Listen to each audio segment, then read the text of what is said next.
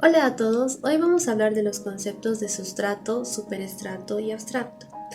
Pero primero, ¿por qué estos conceptos son importantes para la sociolingüística? Muy bien, recordemos que la sociolingüística es una disciplina que estudia la lengua en uso, en un contexto sociocultural determinado. En otras palabras, estudia los distintos aspectos de la sociedad que influyen en el uso de la lengua, como las normas culturales y las diferentes situaciones en las que se desenvuelven los hablantes. Las normas son los aspectos por los que se rige una sociedad sin la necesidad de que éstas estén escritas. Por ejemplo, el comportamiento en una cena formal es una norma, la vestimenta en ciertas situaciones es otra. Entonces, si la sociolingüística estudia la lengua en el uso, podemos decir que toma en cuenta los diferentes usos que los hablantes pueden darle a una lengua. Es decir, los hablantes pueden usarla formalmente o vulgarmente y también, y este punto es muy importante, pueden usar una lengua u otra de acuerdo al contexto o sus necesidades. Siguiendo el último aspecto, usar una lengua u otra. ¿Qué implica esto? Quiere decir que una persona o comunidad puede hablar o usar diferentes lenguas. Aquí en Bolivia tenemos personas que pueden hablar castellano y aymara o castellano y quechua. Pero ¿a qué se debe esto? Bueno, sencillamente podemos decir a que se debe a que las lenguas entran todo el tiempo en contacto. Es decir, no existe una lengua pura, debido a que diferentes lenguas pueden estar presentes en un mismo espacio o contexto.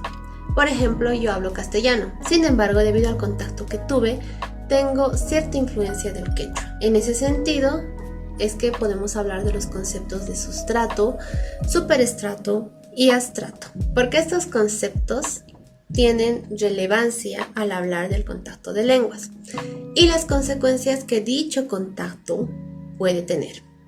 El término sustrato es usado para designar el efecto de una lengua perdida sobre otra que se ha impuesto.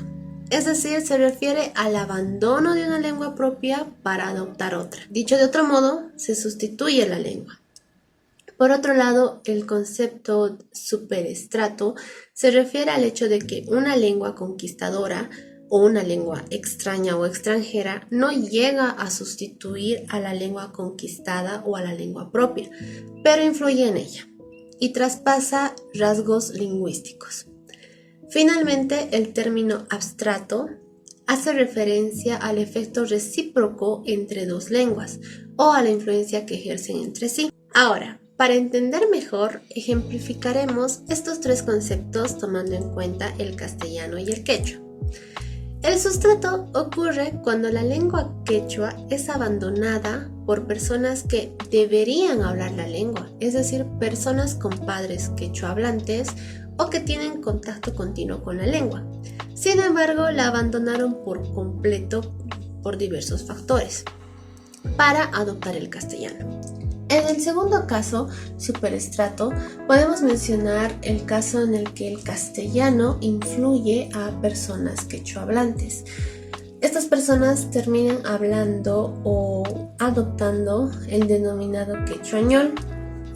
Por ejemplo, muchas personas que hablan quechua y castellano terminan mezclando ciertos rasgos lingüísticos de la lengua castellana, como por ejemplo el orden de las oraciones. Y finalmente, como abstrato, tenemos la influencia entre el quechua y el castellano o el castellano y el quechua, debido a que estas lenguas conviven entre diferentes comunidades o grupos.